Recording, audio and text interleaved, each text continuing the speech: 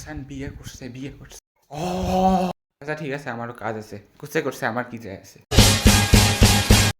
তাহসান বিয়ে করেছে। আহ তাহসান তাহলে এরপরে আমাবস্যার চাঁদ খুঁজে পেল। ও নো।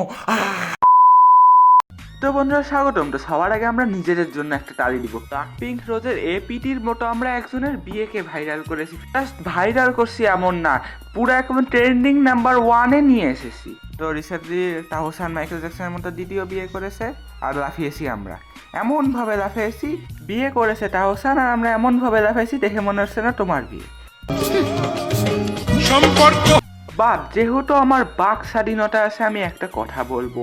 আমার কেন জানি এই বিয়েটা দেখে মনে হচ্ছে ফাদার অ্যান্ড ডটার ম্যারেজ, কেন জানি এমন একটা লাগতেছে।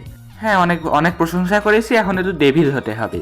তো তোমরা কি জানো এই রোজা আহমেদকে তোমরা কি মনে করেছো? অনেক সুন্দরী না? ও নো, ও নো। তো বুঝতেই পারছো চাঁদের আলো কতটা আমাবস্যার চাঁদের আলো হয়ে গেল।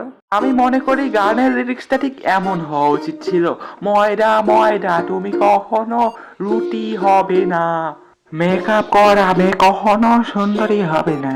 এরপর আর একটা নিউজ এসেছে, সেই নিউজটা নিয়েও একটু কথা বলা যাক। সেই নিউজ। তো যাই হোক, রোজা আহমেদ 9 বছরের সম্পর্ক নষ্ট করে আমাদের তাহসান ভাইয়াকে বিয়ে করেছে। 9 বছরের সম্পর্কে শেখা খেয়ে সেই ছেলেটার অবস্থা আমি বুঝতে পারছি কেমন হবে।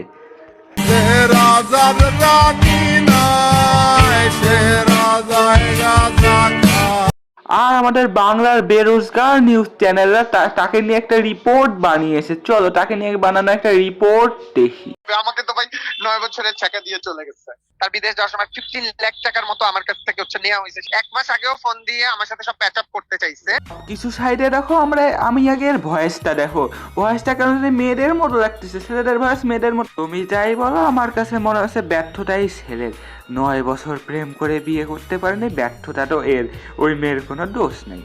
একটা প্রশ্ন আছে, মাইকেল জ্যাকসন যখন বিয়ে করেছে তখন ওর বউয়ের মধ্যে পার্থক্য ছিল শুধুমাত্র 10 বছর। এই জন্য অনেকে ওর বউকে বলেছিল যে একটা বুড়াকে বিয়ে করেছে, কিন্তু তাহসান আর এর মধ্যে পার্থক্য হচ্ছে 16 বছরের। বুঝতে পারছো? মাত্র 16 বছরের পার্থক্য। কেন জানি এখন মনে হচ্ছে তিশা মুস্তাকের কোনো ভুল ছিল না, দে আর রাইট। ও আমি পূর্ণ হয়ে গেছি না, এখন আমাকে ভালো লাগে না।